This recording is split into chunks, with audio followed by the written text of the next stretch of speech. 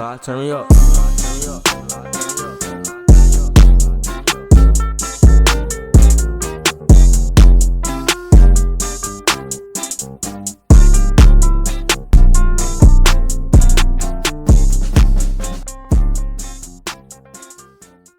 Yo, what's good? Welcome back to another episode of the Merry Bunch Podcast. My name is Chris. Crystal. William. Keonda. Nico. Brianna. And we are the Bunch. All right, so this episode is titled For the Betterment. Two friends, Rashawn and Brandon from the Betterment Podcast, joined the Bunch to discuss their experience with marriage, divorce, and starting over. The two friends offer insight on how men of faith navigate the dating world with intention. So let's welcome Rashawn and Brandon to the Bunch. Hey. What up? Yes, sir.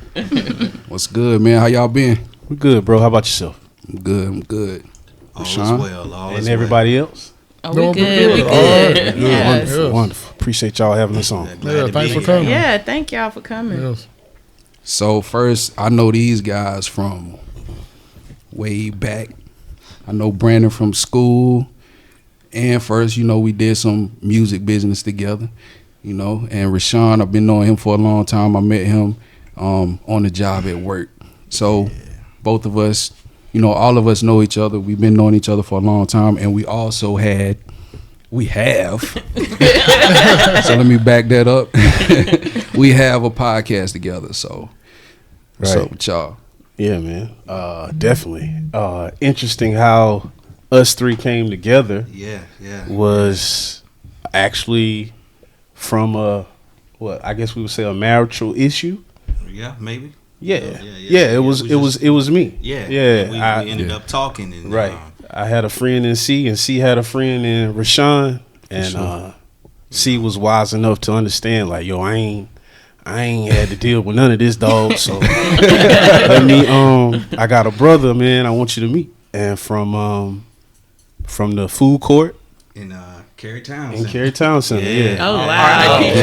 Yeah. We had like a 2-hour counseling We chopped session. it up for 2 hours, and truth is, iron sharpens iron. And, Most definitely. And it was a blessing, Definitely a blessing. Yeah.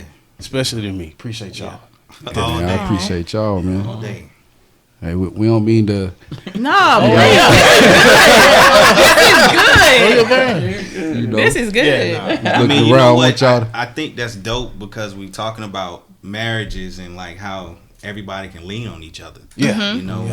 Sure. It's strength in numbers. Definitely. Especially when you got people that's in your corner that's about about you and want you to do better and be better. So For sure. Yeah. All right, man. So let's get into the topics, man. So, how long were you guys married before you divorced? You want to go cool? I got married in 2008, and we first separated. Keyword, 2019. 2019, and then 2019 got back together for about 9 months. So that would have been 2020. So officially 2008 to 2020. Okay. Yeah. I've been married twice and divorced twice. So first marriage was 5 years. Second marriage 10 years. Okay. So yeah. Okay, wow. All right, man. So, if you guys want to describe to us, how was the relationship in the beginning when you first met your partner? In the beginning, man, it was like I was 24. She had just turned 21. So it kind of still had that school type feel, like young love. Just, man, I'm just glad you here with me. So it was a lot of, I get off work and then they would be, they would come around. It was cool. I think what really got me was the outward at that point in time in my life, not the inward. Okay. So that was like a major, oh yeah, I like her type deal. So kind of outwardly and not inwardly as far as the heart's concerned. Got you. In my situation, I guess start on the second here. It was after I got my first divorce. I got into the dating world and started dating and was like, okay, she cool, we cool. It was rocking and rolling, and then it was a pregnancy situation that came up, and I'm the type of guy, hey, if you carry my child, I'm thinking about, okay, let's make this for real. And at that time, I was carrying my children because it was twins. so I was really about like, hey, let's make this happen. I'm not gonna have you out here and you just by yourself, and and I'm all out here willy nilly. So that kind of pushed us together a little faster, maybe than we should have moved at that time or whatnot. So Right. Yeah. All right. So how would you describe yourselves as a husband?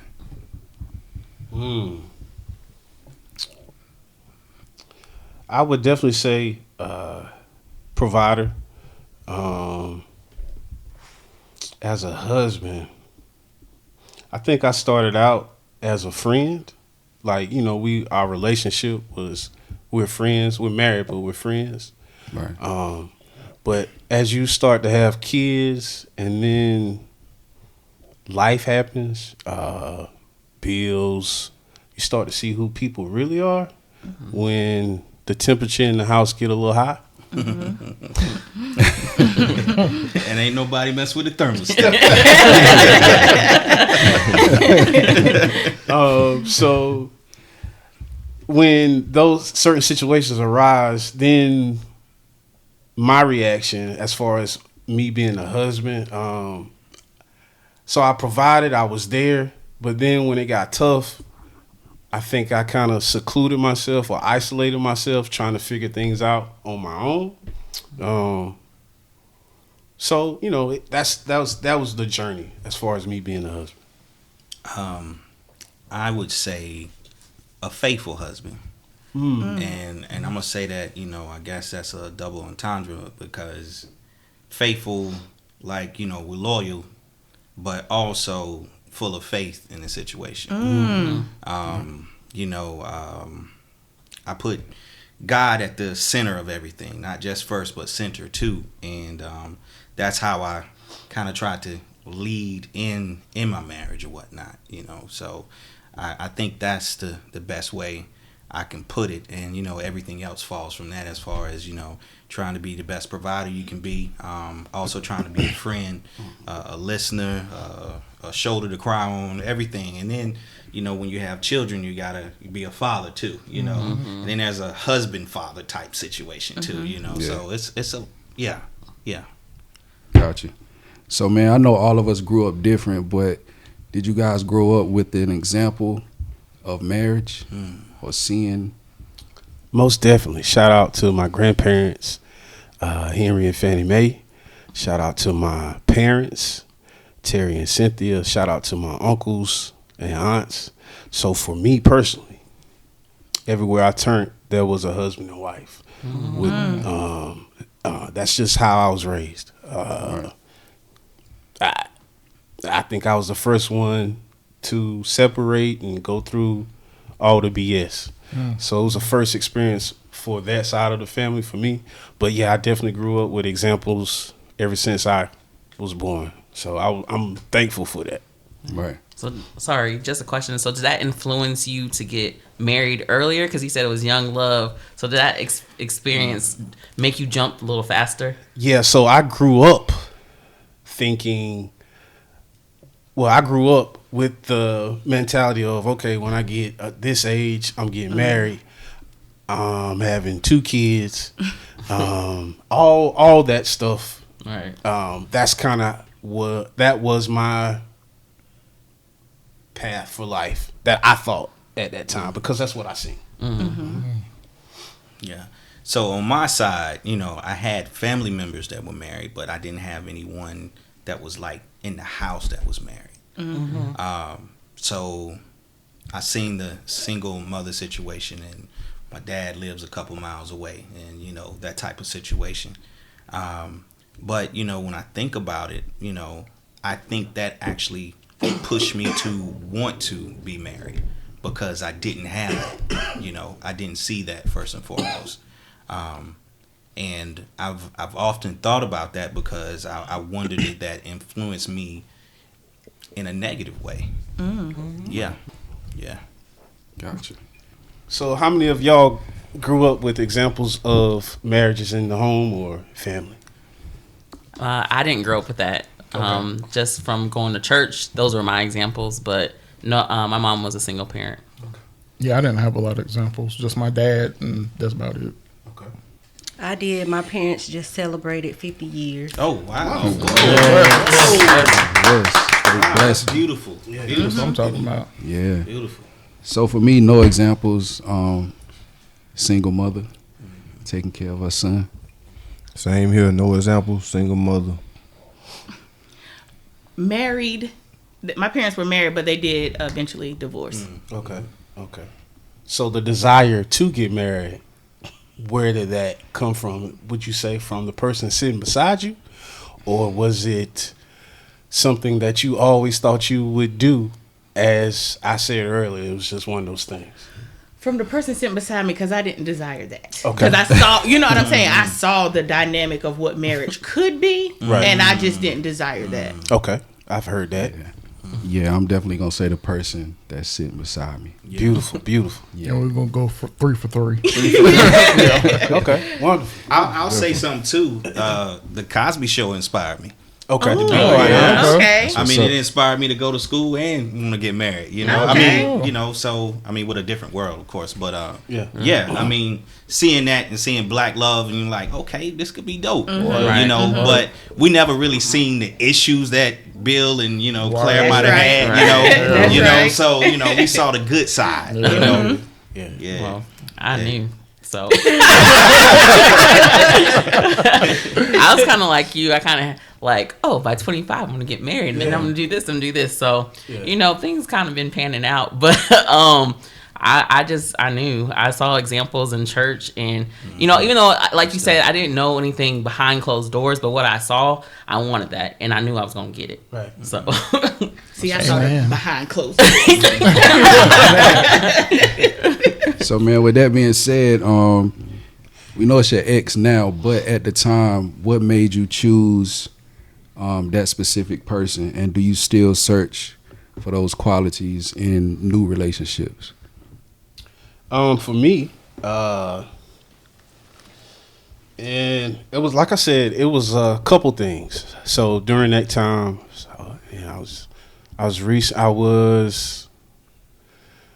I've always gone to church. I've always loved music, singing, things of that nature, and she was doing all that at that particular time.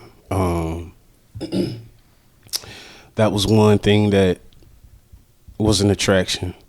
Like I said back then, I did a lot of outward. So in my eyes, she was cute. And with the mindset I had at that age, I thought that's all I needed in a spouse or in a girlfriend or in my other at that point in time. Do I still search for those? No. So what I've learned is that outwardly thing I was searching for, I have to turn that inside out and look inside, inward. So I still would like you to be easy on the eyes. you gotta have some type of attraction, right? But as I grew older and I lived, I understood that that's not at the top of the list at all. Because if you can't treat me right and love me right, I care less about anything else. So to answer that question, I don't look for the same qualities anymore. Not like that. Not at 24. I'm 42 now, there's a lot has changed for me. Right. So now it's more so, do you care about me? And where is God leading you? Because I definitely know there's a calling, and we need to be going in the same direction. And if you out here with that foolishness, I can't really. It's nothing to talk about. I like that answer, bro. Appreciate you, Yeah, brother. yeah. I think it was there was definitely physical attraction. I feel like there was some emotional attraction there too. I would say, very witty, comical. Enjoyed that. I think, with this too, I was in a situation where I had went through a divorce and I was just looking to have a good time. Or I want to say that in the correct way. I was looking for peace. Looking for peace, and I think that's what actually brung the attraction together. I think we were both looking for the same thing, but I think that was I think I should have took some time to heal. Yeah.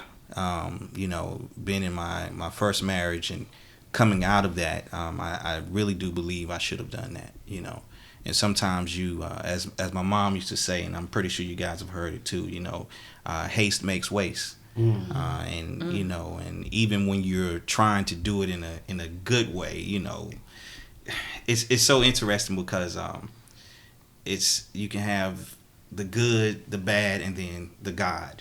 It's a good way, a bad way, and a God way. And sometimes we try to move in our own rhythm when God is like, yo, take your time. And that's how it was. Yeah. That was good. Yeah. That was a good answer. That was good. Yeah. All right, so in your new relationship, do you still search for some of those same things, or? I mean, the qualities are there, but there's a people change, people grow, people mature, and everybody matures, but it's the way they mature and the way they move, so that's an interesting question. That's a very interesting question, because when you sit back and you try to dissect the situation, not comparing, but you're like, okay, I grow, I mature. There's things that you like at 30, you may not like at 44. And even when it comes down to comedy or jokes, they change because music and your life changes, and you have experiences, and you're like, okay, well, I like this now, so that's how that goes, so yeah. Gotcha.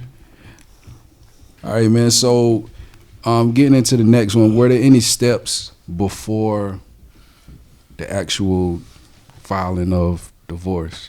Was there a time of separation? Was there certain steps that you think that took place? So for me, it was two separations. Well, yeah, it was the first one, which was there was no counseling the first time around. It was just, I'm going this direction, and I was like, well, I ain't following because that's the wrong direction. I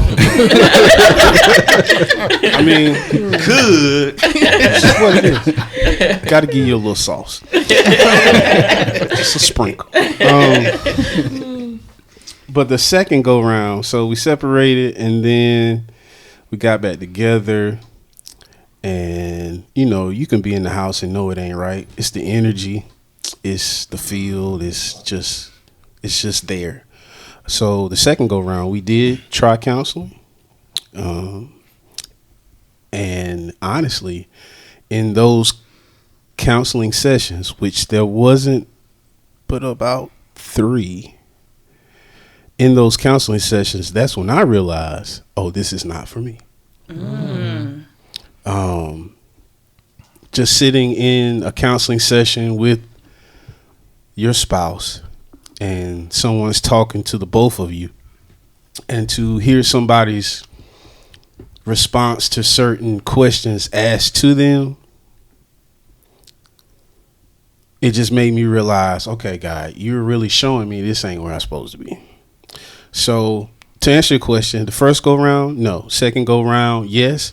But the second go round just was confirmation for me. Time for me to go. So, yes and no, or no and yes. Well, that's good because counseling is to help you, but it's also that confirmation, and a lot of people leave that out. So that was a good tidbit. Yeah, Sure. Throughout the marriage, I believe we probably had went to counseling maybe 2 or 3 times. And also we were around other people that had been married before, which could actually, give us insight on how to move.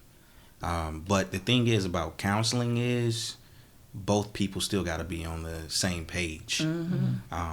You can say the wall is blue all day and they're going to say it's red. And, it's a situation of like, if someone like in separation, and I think me and Pete Coop was talking about this, like it's almost either 8 or 9 times out of 10 when somebody is saying they're separating, it's almost over. And if you ever get to that point, you better try your best and your darndest, if you want to make it work, to try to make it work. Because if you don't, it's a fast lane now. It's heavy, yeah. It's real heavy, and and everybody traveling 120 miles per hour. And so it's like if you ever open up that gate for that, I'm gonna say almost it gotta be Jesus himself to keep y'all together. And that's how real that is. That's real. Yeah. That's real, man. Yeah.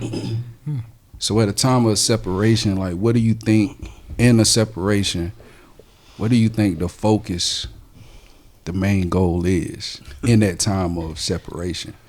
All right. So I'll give you 2 answers. In that time of separation, the first time, man, I was upside down, dog. Like I was like, yo, this crazy. I gotta get my family back. All those things. So that was the first go round. The second go round, it was around COVID. So this is interesting. So a lot of people emotionally was kind of messed up.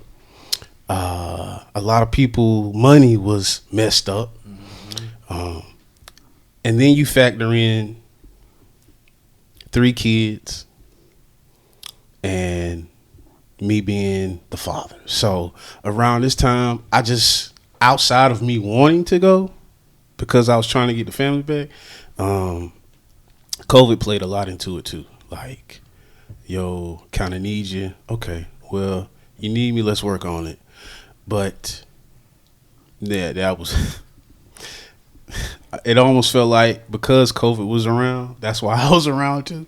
And once that kind of eased up, then the fire got hot again. But what was your question? So in that time of separation, what do you think? What do you think the goal is? Is during that time of separation, is it for self, or are you preparing yourself for the person? Yeah. So I'm gonna be honest with you. In separation, it ain't had nothing to do with the person I separated from. Gotcha. It was mainly for me, and to get myself right for me and my kids. Because once you come to a point where someone pretty much says what they done said, how if they show you or tell you, hey bro, you got to move on, move forward, pick yourself up. So my separation, second go round, was totally about me and my strength, my health, and me being who I need to be for my kids. So that's my answer to that.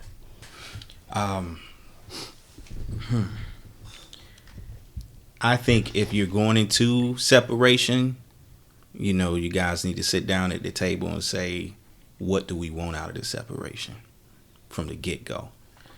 Is it I need to mature, you need to mature, we need to mature? Is it our plan is in a year, let's sit down and revisit, and do we want to make this happen?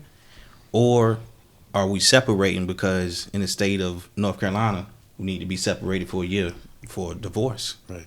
You know, and I'm finding out, you know, just talking to people, and I've had the honor to sit down and talk with some people that are going through some things.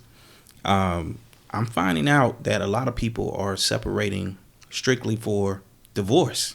And it's not like To get right. Yes, it's not to get right. It's to like, I'm moving on. I'm tired of your shh. And I'm like, I'm just ready to go. And I think there's so many different, I guess, influences that cause that mindset.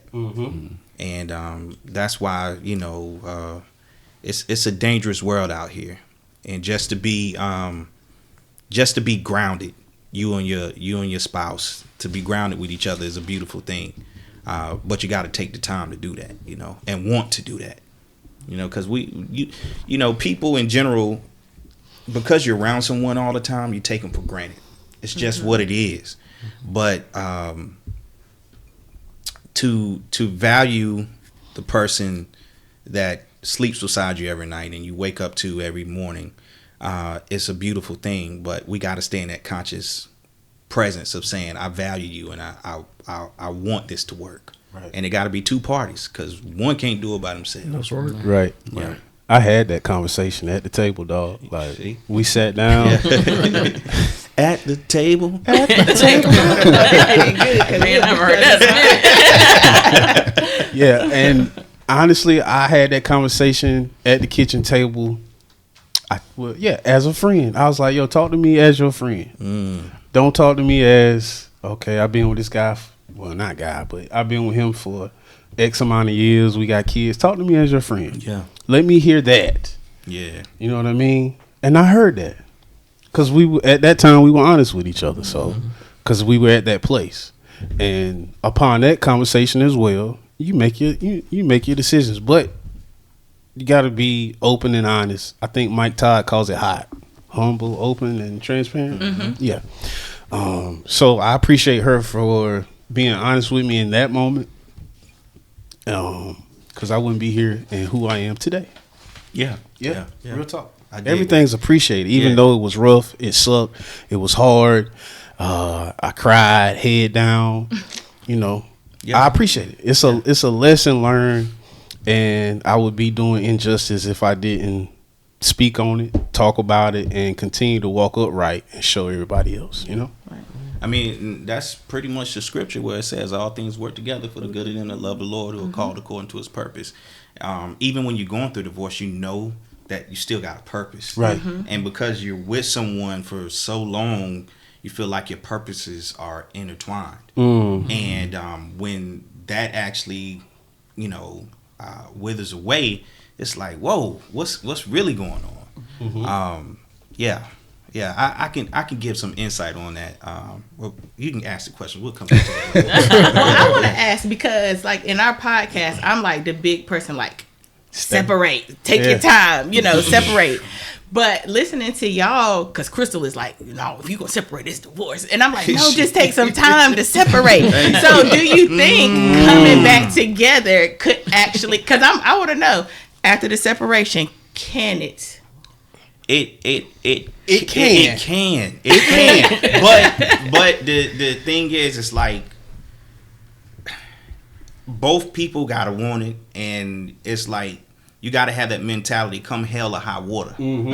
Like, you know what I'm saying? You mine and I'm yours, and we gonna fight this thing out to the end. And I need to feel that too. Yeah, don't just say it out your mouth. I need to feel it. And it's, you know, if you look back and, you know, with our ancestors and the ones that came before us, that's how they rock with each other. It come hell or high water. We got each other. We gonna, you know what I'm saying? It's just it is what it is. But now it seems like everybody feel like they got options. You know, I mean, from TV to radio to media. Like, even if you start, I remember on our podcast we had a show on social media, Yeah. And how social media influences marriage is crazy. I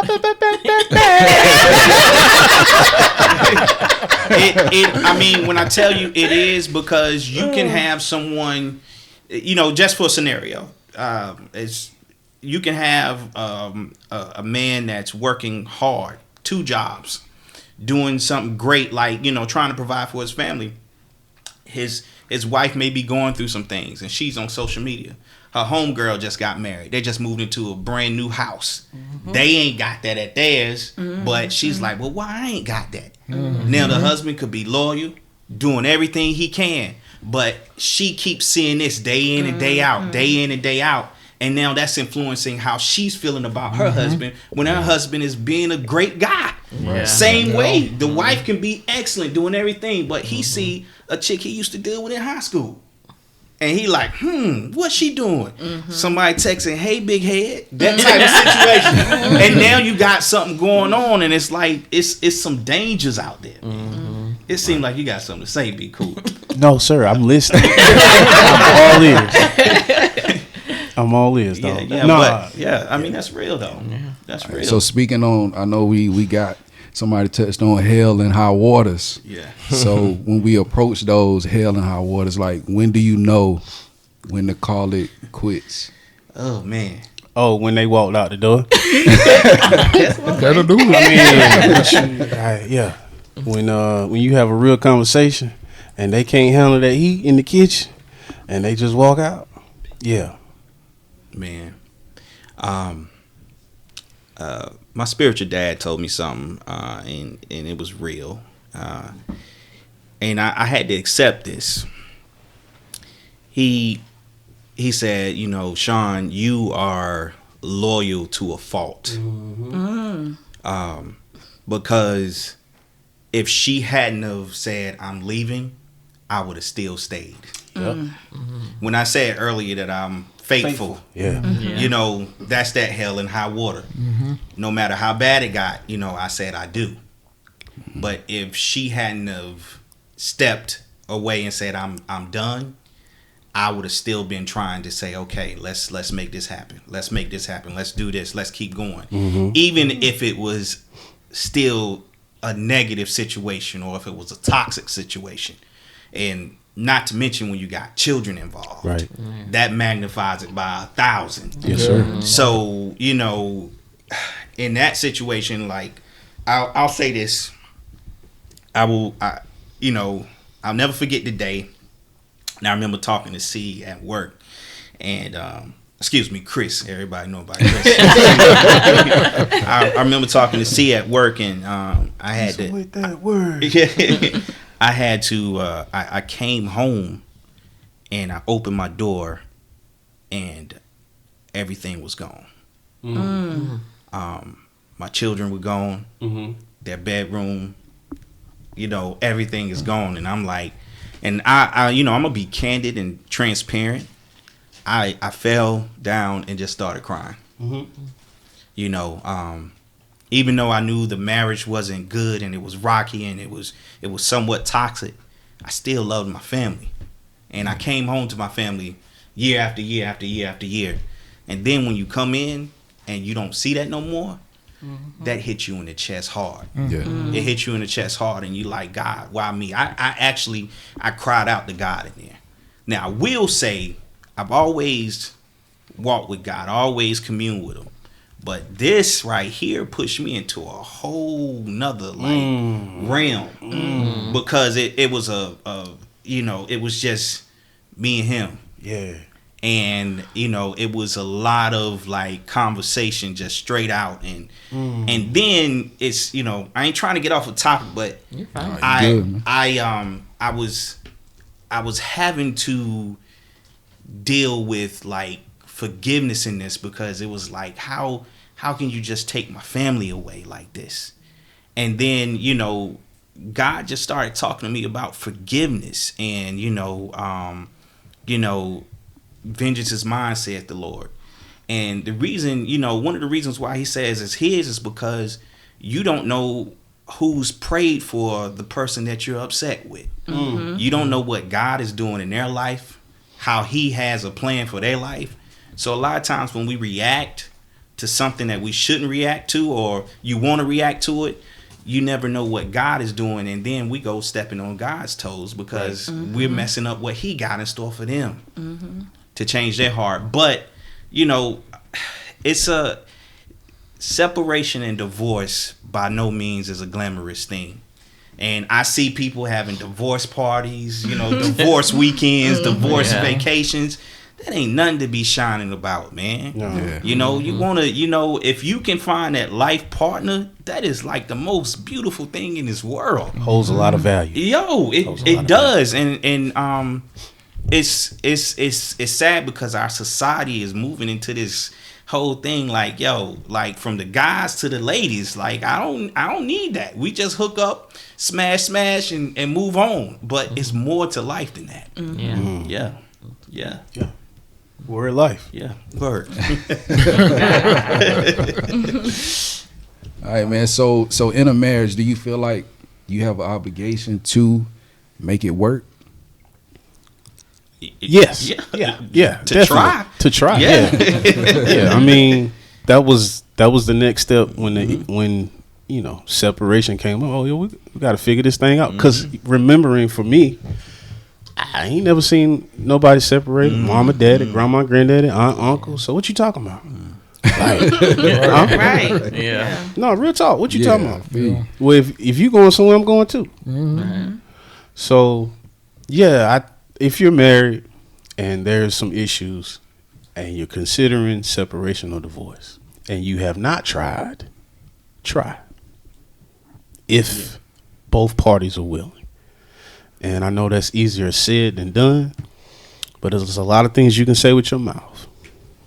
But like I said before, if I don't feel it, if you don't feel it, then it ain't there. And come back to love is an action word. It's an action word. Yeah, it's an action word. It's a verb. Yeah. Yeah. Who had that song?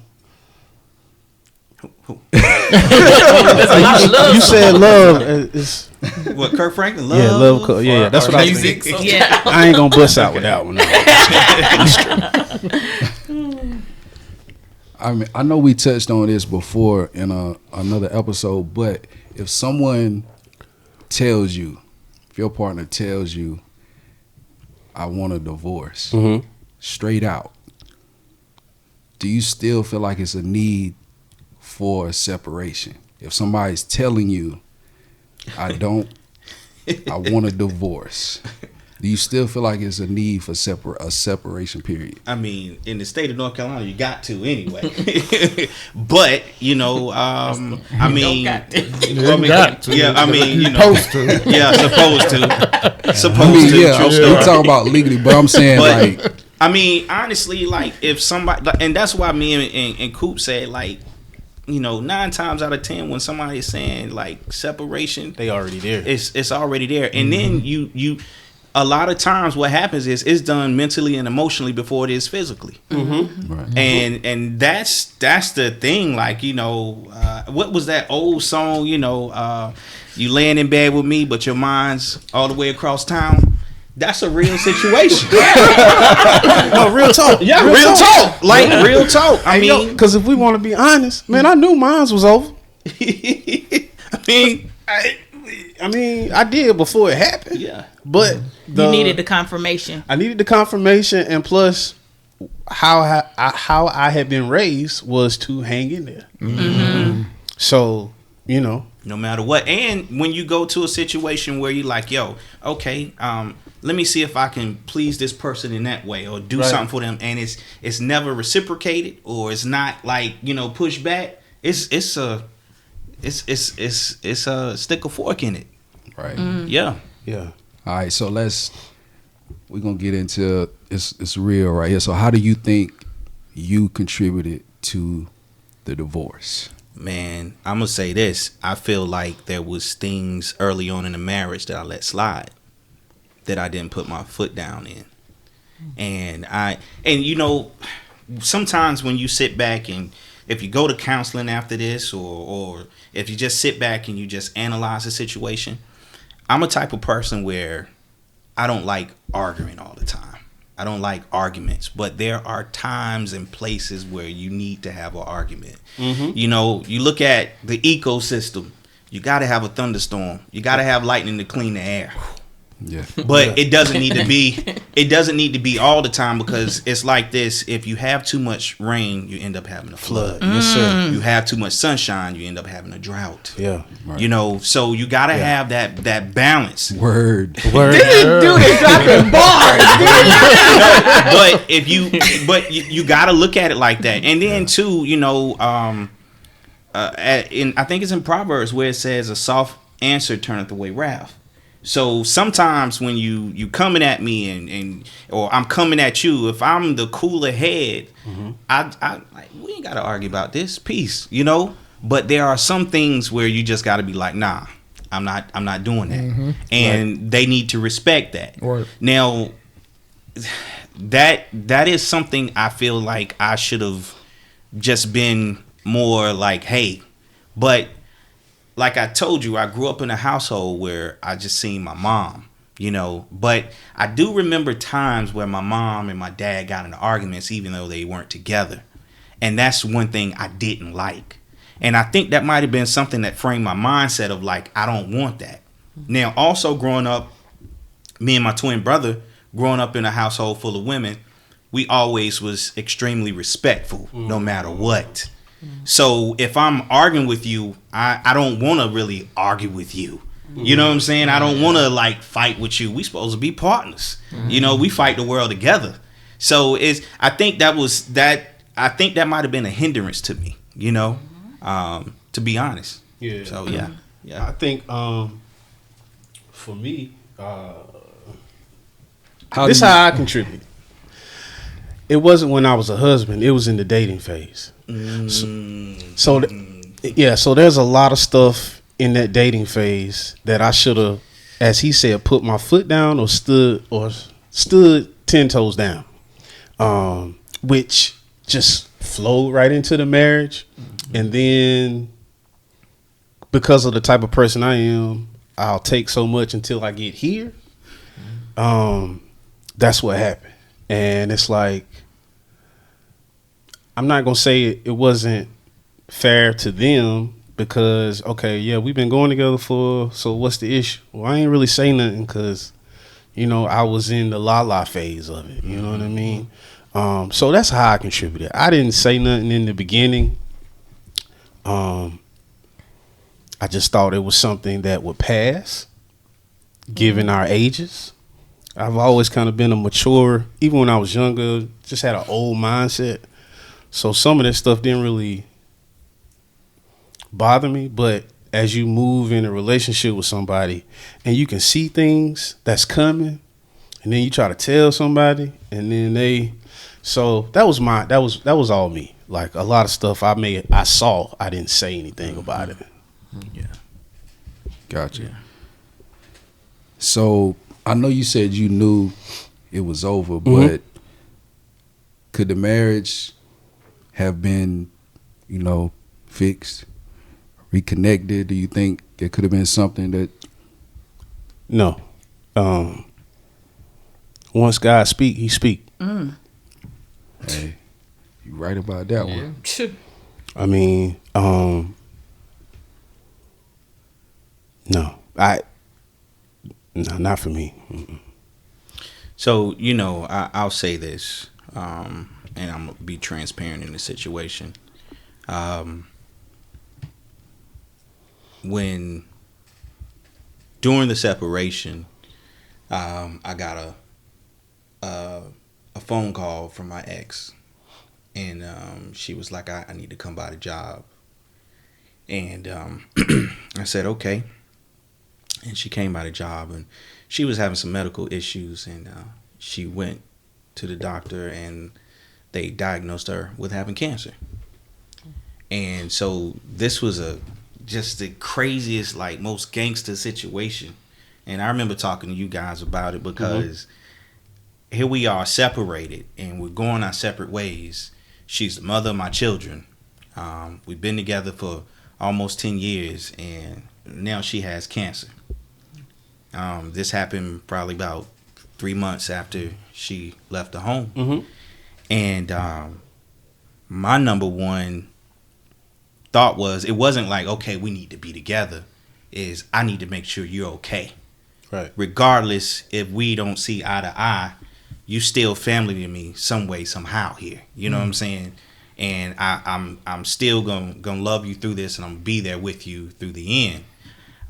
And so I'm saying that because in that whole process, I was there by her side, and we still didn't reconcile the marriage. Mm-hmm. So, like, sometimes, like even in that situation, I believe, like, my faith developed even to another level, because it forced me to even look beyond myself and not be selfish in the situation. Mm-hmm. And I didn't even ever want to be selfish in the situation. I just wanted to be there, make sure she was straight, just because of who she is, and also because she's the mother to my children. And that actually forced me to, I don't know, grow up in a particular way to look past, like, okay, sometimes things are bigger than you.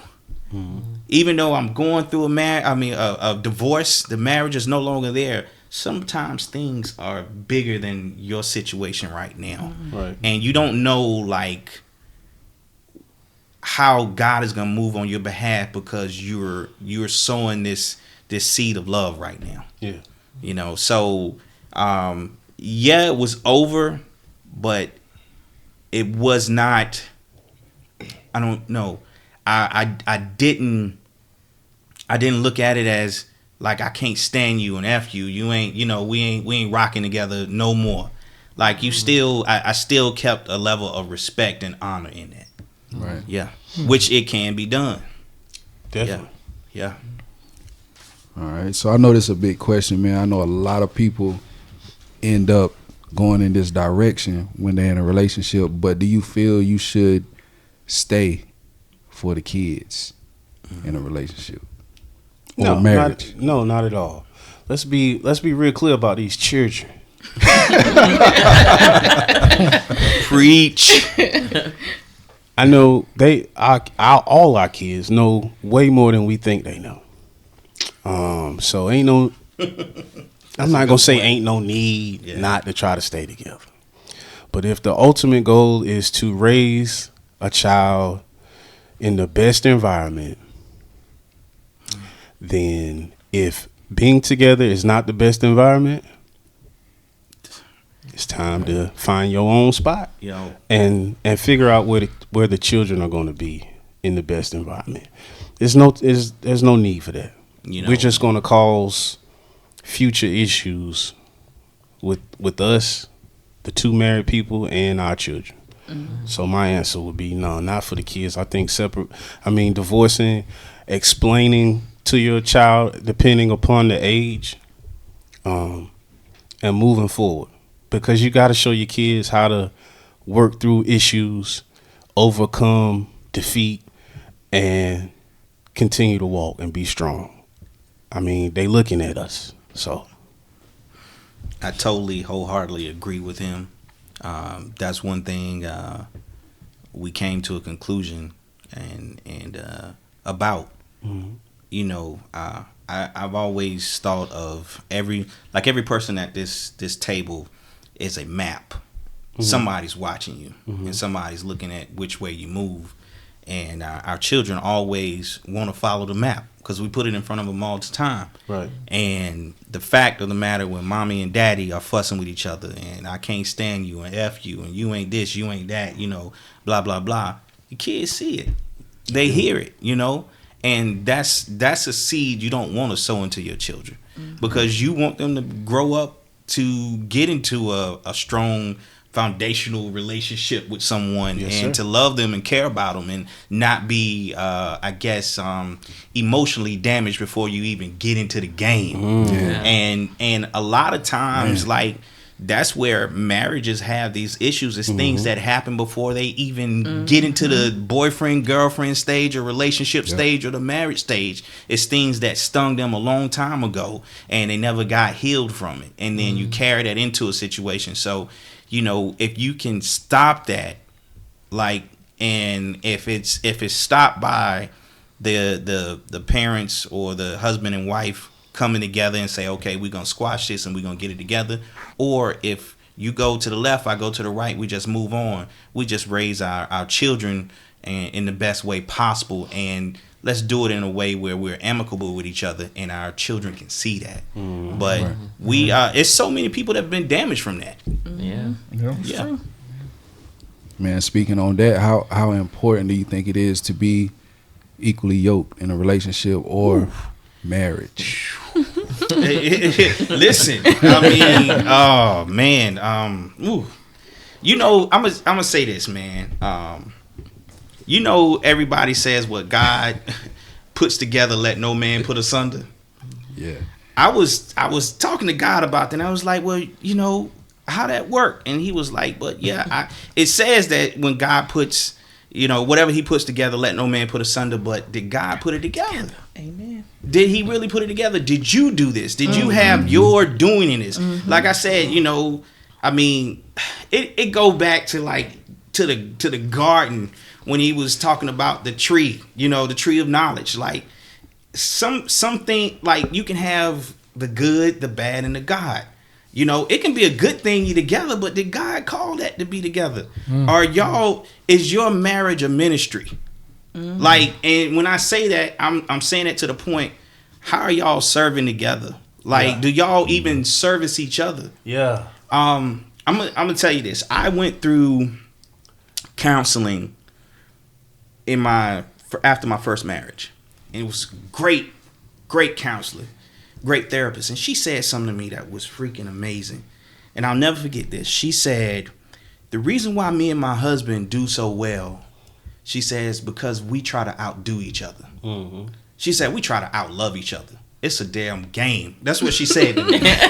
She said, when he do something for me, say, like, I'm gonna get that. like straight up. But when you married and you in the game and you want it to work, that's how you gotta play it. Like you gotta be like, yo, I like, you know, 10 toes down. Yes, sir. Like from the window to the wall. You know what I'm saying? We ain't gonna say the rest.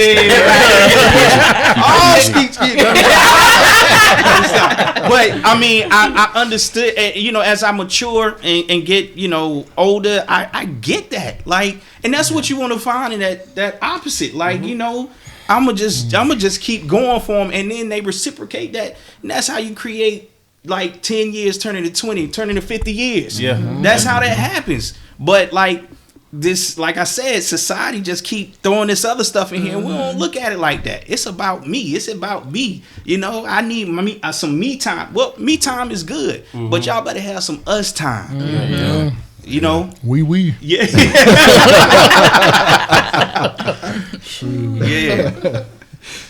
Yeah, no question. Equally yoked is extremely important, and sometimes being equally yoked may not look equal in the physical. You know what I mean? But we can't be going in the same direction if you opposite. So, I mean, even like, you know, if you take the biblical picture of being equally yoked, when you got two oxen together and they're walking in the harness together. Right. If one is just a tad bit weaker than the other one, you start to veer. Yes, and sir. then you create a circle. Yes, and sir. you start going into a cycle. Come on, word. And so, like, if you ain't equally yoked, like that matters. But and the other side to this is, like, sometimes you will get in a relationship where you're not equally yoked, but you start to balance each other out. Because in relationships, like any relationship, friendship, whatever, you need to learn from another person. Yeah, it has to be transactional. It has to be. In my relationship now, my lady, I learn from her and she learns from me, and that's how you start to balance each other out. And then you're like, okay, I'm better now. Oh, you better now? Okay. Yeah. Like, and it works like that. It's a great feeling too. Yeah, bro. Yeah. But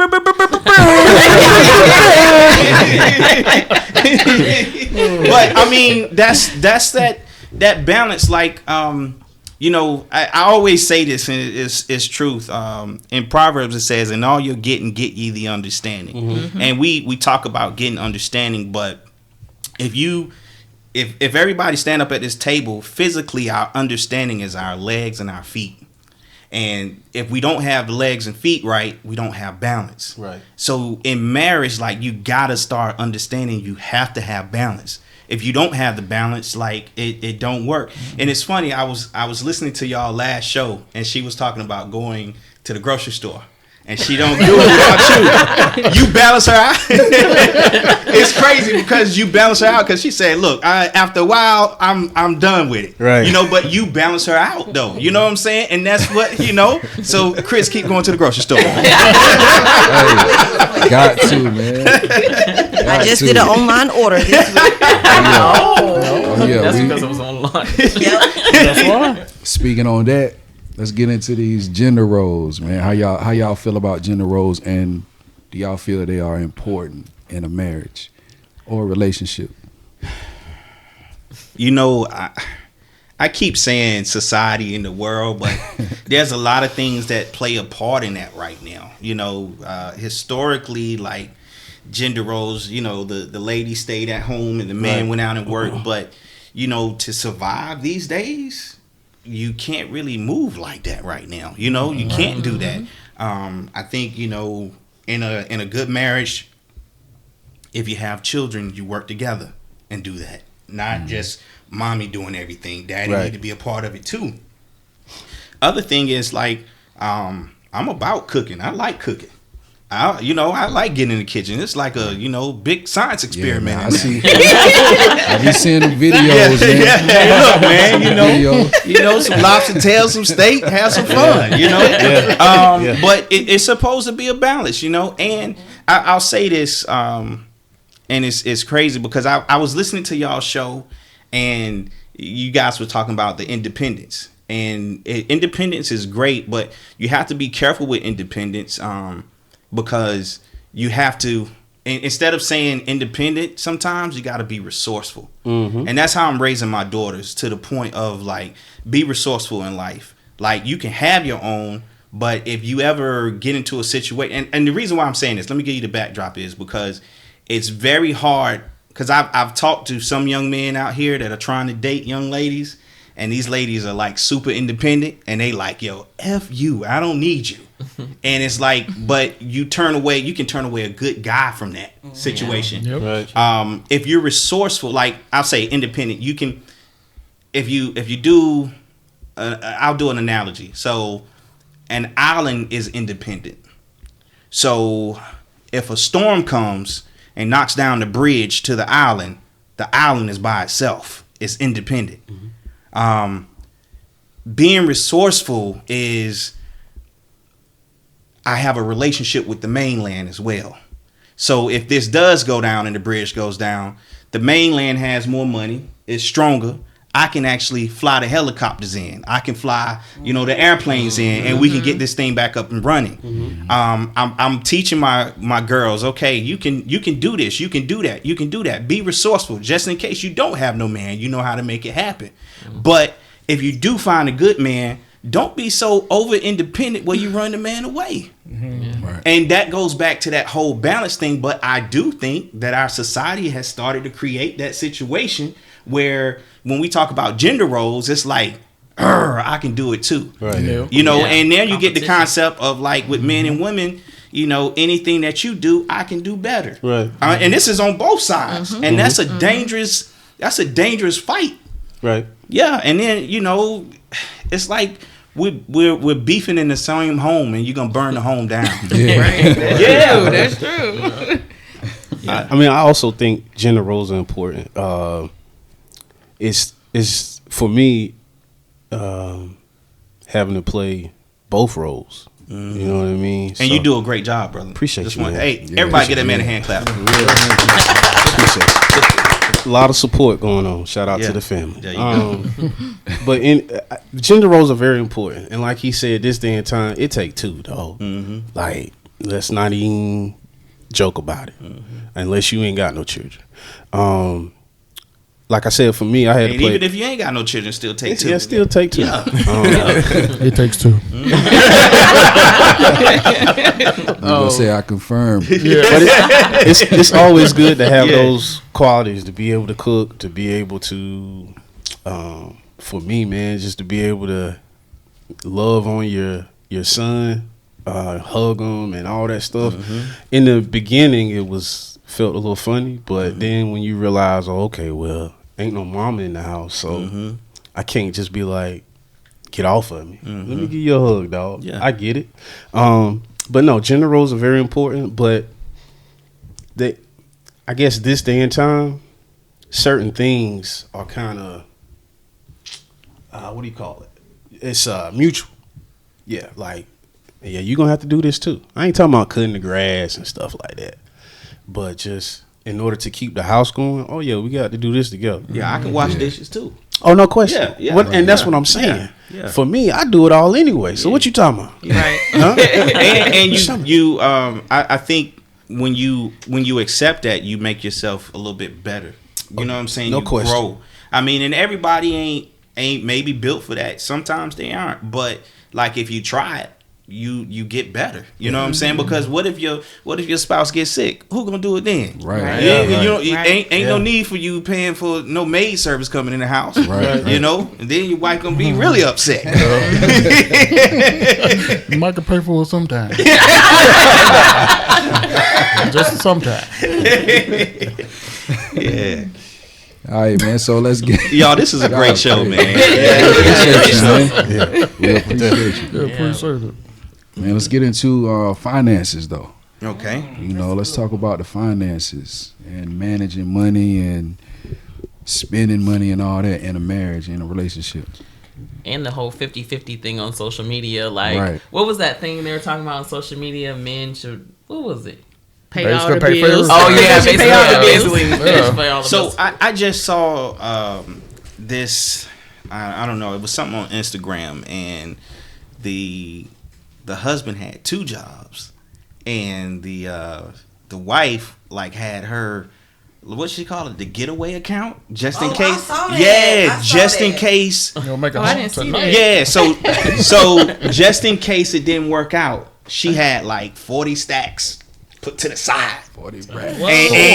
And he working, like trying to make ends meet. Yeah. And everybody was like, yo, you dirty for that. You know what I'm saying? And I'm like, wow, like I understand, like, okay, what if it don't work? All right, but yo, you got this man out here slaving, and you just putting it to the, you know what I'm saying, to the side, like, hey. For one, it's like you anticipating. And so, and we know about how, you know, what you think is what can happen. Yeah, You come can on. manifest Yeah, that. exactly. I always use this concept. What you think is your link. It's just like on your cell phone or your laptop. That link you click on is taking you to another page. Yep. That's your thoughts. So when you do that, it's like you, and if you constantly doing that, you mean you marinating on that thing. Yep. Right. You know what I'm saying? So it's like, yo, that's gonna come to fruition. You working more towards leaving than building the relationship. So you see this man working hard and trying to get the you know the bacon home, and like he's sweating, he ain't got time to even love on you, but you like you got 40 stacks in the other room. Right. Whole pig. Yeah. That was a good one right there. That's like, I mean, I don't know, like that's going towards divorce right there. Yeah. Oh yeah. Yeah. Oh, it's over. She ready for it, though. Yeah.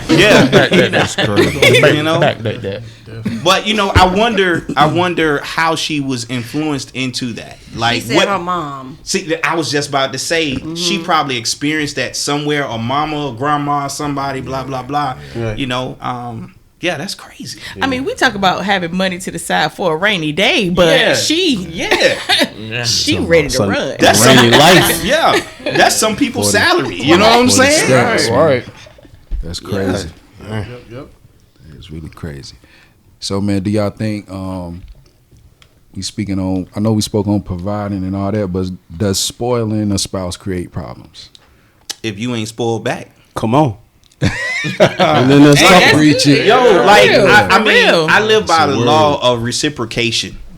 You know, I mean, it's like if you put in, you know what I'm saying, somebody need to put back too. Yeah. I mean, and you know, I'm the type of person where, you know, I get a lot of people that may call me and ask me questions, or they just, you know, want to talk, or they're going through something. Yeah. And so, like, if you constantly pour out, you got to have somebody else to pour back into you. Yes. You know, and that's why you got to be around like-minded people. Yes. You know what I'm saying? That's moving in the same direction, so they can pour that back into you. And they can, like I said, iron sharpens iron. You got to be around that. You know what I'm saying? To get stronger. But if somebody ain't blessing you the way you blessing them, come on, dog. Like how that look though? Like and honestly, yo, you find, you know, and I ain't gonna say that. I'll say this: I've seen women move like that before, and I'm not trying to be, you know, funny in that situation, but I've seen that happen, and I'm be like, yo, why you ain't, you know, giving back like that? Well, I ain't got to.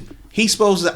I'm the prize. No, both of y'all the prize. Yeah. Right. You know what I mean? If you said I do, if you said I love you, it's an action word. There you go. Exactly. You know? Show me. With my gift. Yeah. Nico and his sidebar. Right. Nico got the ad. Where my gift? You know what I'm saying? Right. Run me that. Exactly. Quickly. Brandon, what you think, man? Spoiling your spouse?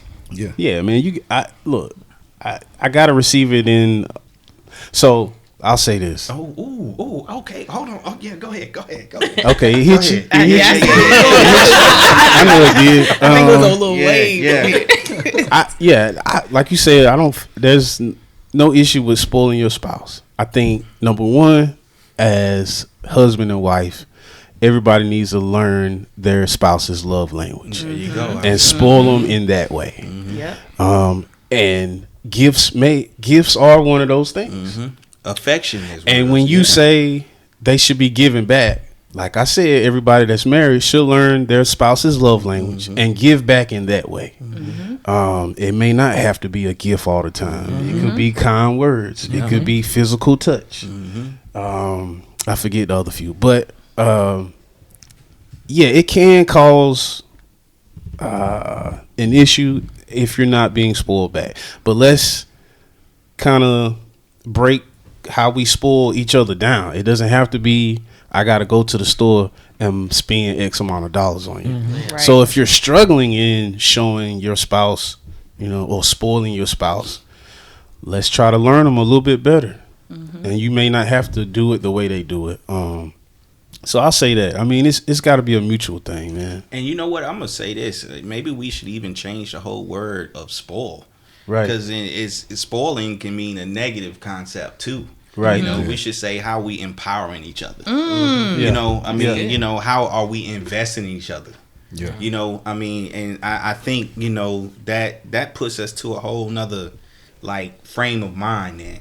Like, you know, I was telling you the therapist said they compete with each other. Like, and that is one of the dopest things anybody's ever said to me. Because if you apply that to your marriage, like, it's beautiful, dog. I can feel it. Look at it. Yo, I mean, but you can feel the energy with that, man. Yeah, man. Yeah. Real talk. And then your kids see that, and everybody else Everybody happy. Another married couple see that, they like, oh, I gotta step my game up. How deep is your love? I really need to learn. Yo, that's dope. He that's really dope. my cousin. Oh man. Yo, this your boy Chris from the Merry Bunch Podcast, and if you made it this far, I just want to take a moment to thank you for listening. As Rashawn and Brandon share their experiences with marriage, divorce, and starting all over. But make sure you tune in next week for part 2, so keep those notifications on and tap in.